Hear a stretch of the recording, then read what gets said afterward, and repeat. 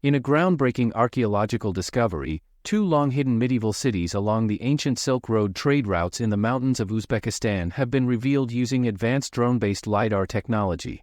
The research, led by Michael Frchetti, professor of archaeology at Washington University in St. Louis, and Farhad Maksadov, director of Uzbekistan's National Center of Archaeology, focused on two high-altitude urban centers, Tashbilak and Tugunbulak. Located approximately 2,000 meters above sea level, these cities thrived between the 6th and 11th centuries, demonstrating that mountainous regions, often considered obstacles to trade, were in fact bustling hubs of economic and cultural activity. The project, which began in 2011 with the discovery of Tashbilak and expanded in 2015 to include Tugunbulak, was greatly enhanced by technological advances in drone LiDAR mapping. LiDAR, or light detection and ranging, enabled the team to capture high-resolution images of the city's layouts, revealing intricate details such as fortresses, plazas, roads, and residential structures, all hidden beneath centuries of erosion and grasslands. We were quite surprised when the imagery was compiled since the high resolution reveals so much about the structure of the cities and with such clarity, Frchetti told NBC News. The detailed maps uncovered more than 300 structures in Tugunbulak, including watchtowers, defensive walls, narrow corridors, and a central fortress, which researchers believe was part of a larger palace or citadel complex.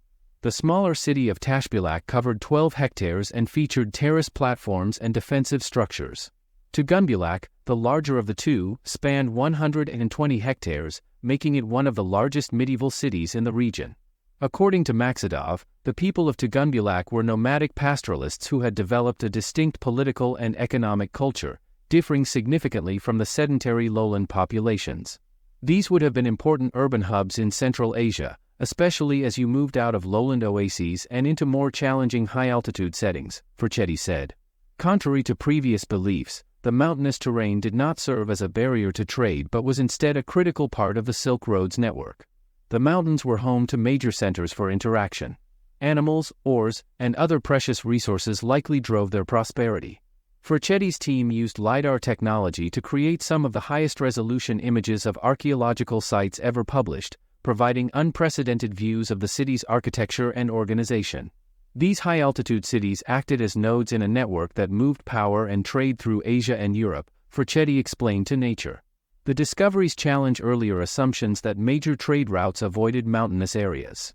Radiocarbon dating indicates that both cities declined in the first half of the 11th century, likely due to political divisions and environmental factors. The surrounding forests, vital for fuel and metal production, may have been overexploited, contributing to the settlement's eventual abandonment. Excavations since 2022 have revealed evidence of large-scale iron production at both sites, indicating that metalworking played a significant role in their economies. These cities likely produced steel and other valuable goods that were traded along the Silk Road.